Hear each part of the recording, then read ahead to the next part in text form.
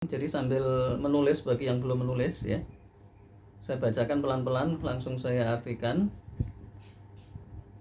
dan kita percepat. Ini yang pertama, nanti langsung kedua ya. Ini saya bacakan dulu ya. Faslun itu bab fi ibtida'il masiri ilallahi azza wa jalla ya. Jadi fi ibtida'i, jadi permulaan. Jadi bab tentang permulaan al-masiri ya. Jadi al-masiri itu perjalanan ya. Ilallah, kepada Allah azza wa jalla.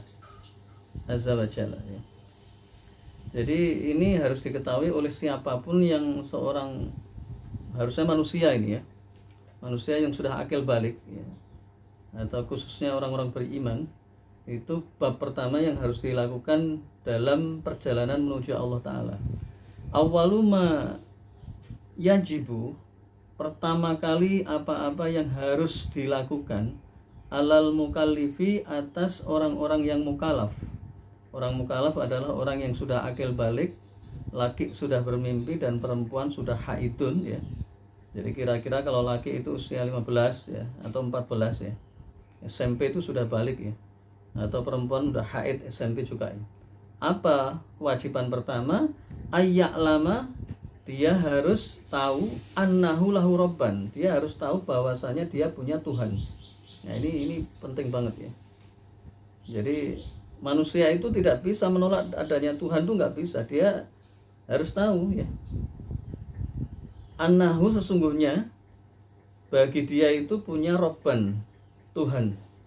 Yang Tuhan tadi itu amarohu, yang memerintahkan perkara-perkara yang wajib, wanahahu, dan melarang perkara-perkara yang diharamkan atau dilarang. Agar apa? Liyuthibahu ala ta'atihi, agar Allah memberikan pahala baginya ala ta'atihi, atas ketaatan dia padanya.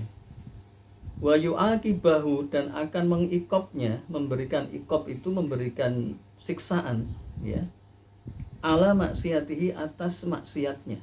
Nah itu hukumnya manusia itu begitu ya. Suka nggak suka, benci nggak benci, malu nggak malu, itu hukumnya begitu. Wa annahu, dan sesungguhnya dia manusia tadi itu yalzamuhu, harus terus menerus al-firaru min ukubatihi, berusaha untuk menghindari min, dari ukubatihi, siksaan Allah atau ancaman Allah ya. Dengan apa? Bito'atihi, dengan ketaatan-ketaatannya, jadi melaksanakan ketaatannya. Dan juga wajtinabi maksiati, dan menghindari maksiatinya ya.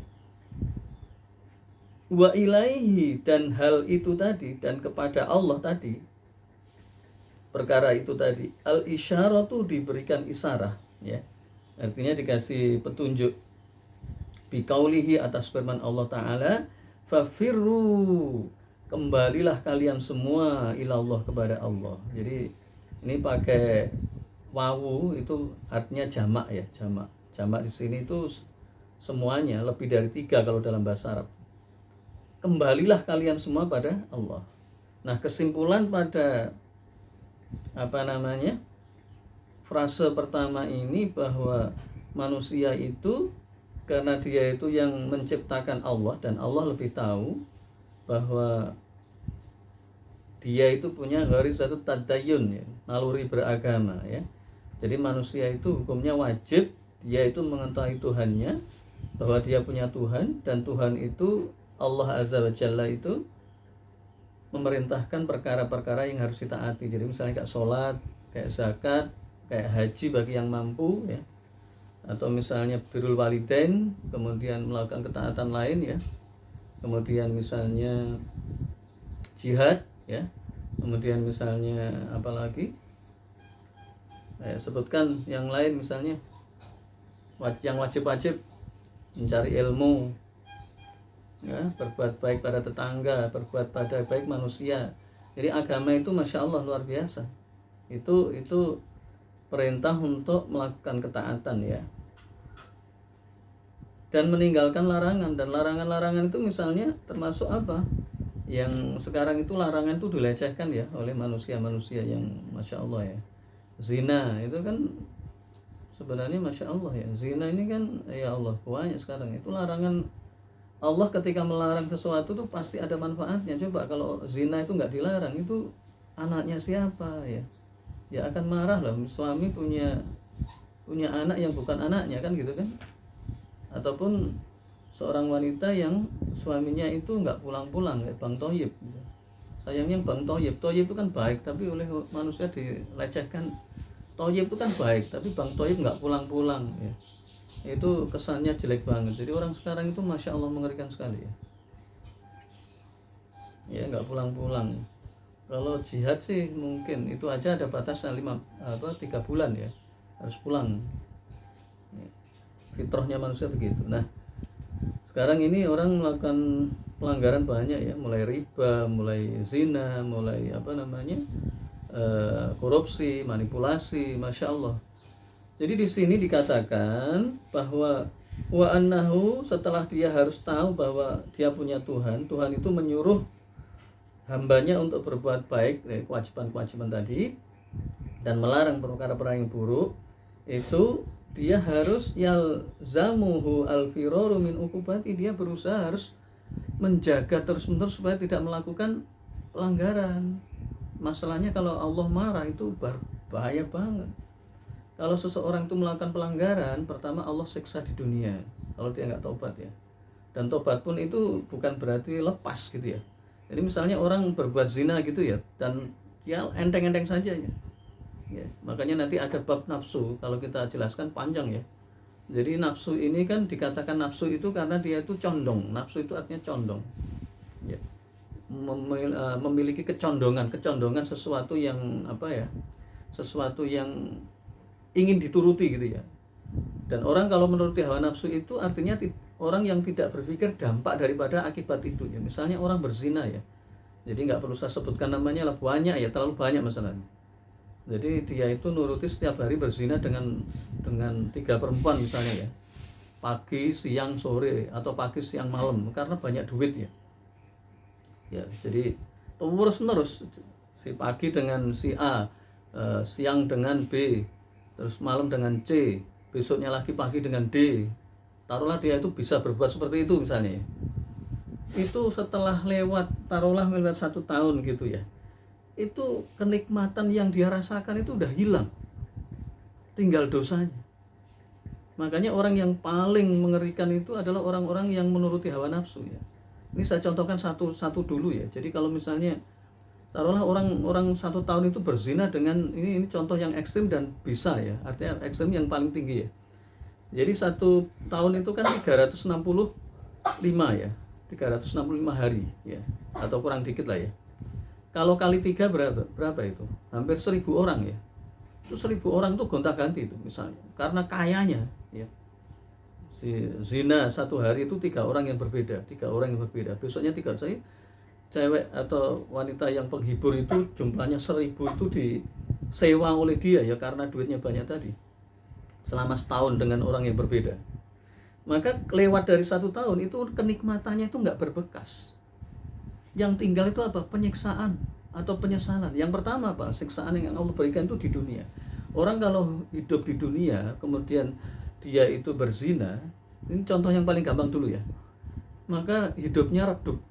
Ya, redup itu artinya kalau toh dia kaya itu nggak akan pernah bahagia, gelisah terus, rumah tangganya itu kacau balau, anak-anaknya itu nggak jelas, sulit diatur, ya pergaulannya ya, orang tuanya aja kayak gitu ya, maka istrinya juga akan gitu ya. Ini sering ya, entah itu digambarkan dalam film-film dan dunia nyata itu memang benar ya. Dalam dunianya itu dia itu akan mengalami penderitaan yang luar biasa. Ya, jadi jangan gaya-gaya gitu ya kan. Yang lebih parah itu kan artis sekarang itu zina itu pamer gitu di Instagram, di YouTube ya. Dia di Bali ya. Apanya yang hebat di Bali? Saya di Bali 2 tahun ya biasa-biasa saja. Ya. Jadi dia santai-santai kemudian masya Allah dan masya Allah ya. Ini yang harus kita perhatikan, bahwa hati-hati ya. Di dalam hadis dikatakan seandainya orang itu tahu tentang siksaan yang Allah berikan pada pelaku-pelaku maksiat, maka dia tidak akan melakukan maksiat. Masalahnya dia nggak tahu, dan masalahnya dia nggak mau cari tahu. Itu yang menjadi masalah ya. Jadi ini yang harus kita camkan baik-baik, bahwa orang itu harus tahu apa siksaan Allah. Itu tadi siksaan pertama di dunia oleh Allah dibikin sengsara. Ya, ini saya menyaksikan dengan mata kepala sendiri orang-orang yang berzina ya. Yang saya sudah ingatkan ya, supaya dia tidak berzina, dia terus berzina, maka hidupnya itu sengsara. Kalau dia punya banyak harta itu tetap sengsara. Apalagi miskin, mau tambah parah. Nah, kemudian ketika di kuburan itu juga mengerikan ya. Dia akan menjerit-jerit karena kan orang bertobat pun nggak bisa langsung ini ya, nggak bisa langsung bersih. Kayak baju ini kalau kotor itu kan nggak bisa langsung sekali ucek kan bersih, kan nggak bisa ya. Dia harus berkali-kali diucek dan seterusnya. Jadi tobatnya itu macam-macam ya. Nah, ini coba dikiaskan dengan para koruptor. Jadi koruptor itu saya paling kasihan sama orang koruptor ya. Kenapa? Dia itu korupsi harta rakyat. Khususnya, jadi korupsi itu macam-macam ya tingkatannya. Yang paling parah itu adalah korupsinya kepala negara atau menteri atau pejabat ya. Pada saat rakyat miskin, khususnya Covid ini, itu paling tinggi siksaannya yang Allah berikan. Demi Allah saya bersumpah, orang-orang ini tidak akan pernah bahagia ya. Tidak akan pernah bahagia. Kalau toh dia tobat, itu dia akan mengalami penderitaan yang luar biasa. Seandainya dia tobat, apalagi kalau nggak tobat, itu mengerikan sekali. Baik, langsung yang kedua, karena ini saya singkat-singkat aja, waktunya ini ya. Wal firaru, coba disakali dulu ya. Wal firaru ilahi innama yakunu bi ta'atihi wajtinabi maksiatihi wa innama tu'rafu ta'atuhu wa maksiatuhu bi ta'alumi syariatihi fa alaihi ayyata'allama min ilmi syar'i ma haramallahu subhanahu wa ta'ala alaihi fi dhahirihi wa batinihi liyajtanibahu wa ma aujabahu alaihi fi dhahirihi wa batinihi liyaf'alahu ala hasabil hali. Ya, sampai di sini ya.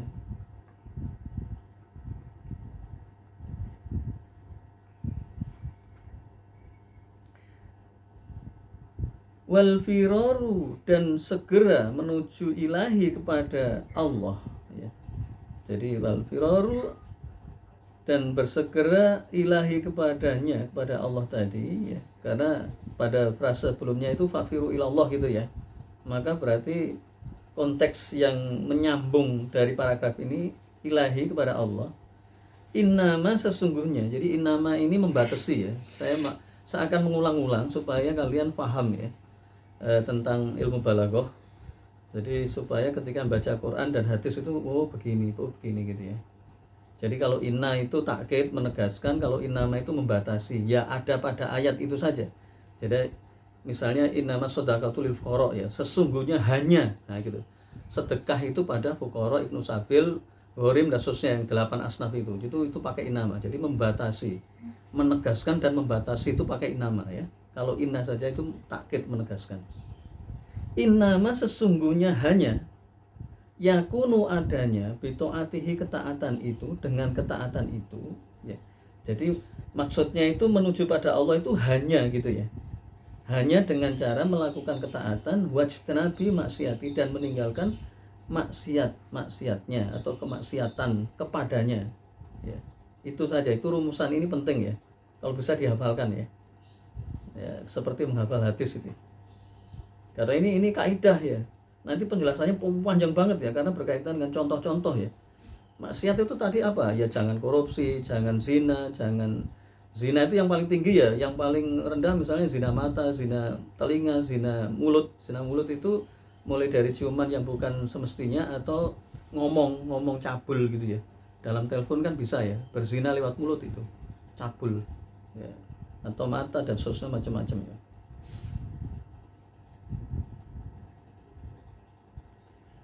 Nah kemudian koruptor juga sama ya, koruptor dan macam-macam ya. Maka wa innama dan hanya ya tu'rafu ta'atuhu wa maksiatu bi ta'allum syariatihi. Nah ini dan hanya ya. Kalau tadi itu hanya, jadi kembali pada Allah itu hanya dengan melakukan ketaatan dan meninggalkan maksiatnya kan gitu kan. Nah kemudian dan hanya ketaatan dan maksiat itu bagaimana caranya? Nah, makanya pakai hanya lagi. Wa innama tu'rafu ta'atuhu wa maksiatuhu ya. Dan hanya diketahui atau mengetahui ketaatan dan meninggalkan maksiat itu dengan cara bita'alumi, dengan mempelajari syariati fa'alaihi ya, dengan pelajari syariat-syariatnya, fa'alaihi atasnya ayyata alama min ilmi syar'i, dia harus mempelajari terus-menerus ya, karena pakai fi'il mudhari ini, dia harus mempelajari terus-menerus terhadap ilmu-ilmu syariat. Ma haramallahu subhanahu wa ta'ala alaihi, apa-apa yang Allah haramkan ya atasnya, fi dohirihi, baik itu berkaitan dengan dohir itu fisik ya, fisik ini berkaitan dengan jasad, lihat bahu dan meninggalkan wama dan apa-apa aujabahu alaihi ya, dan apa-apa yang harus memang dihindarkan.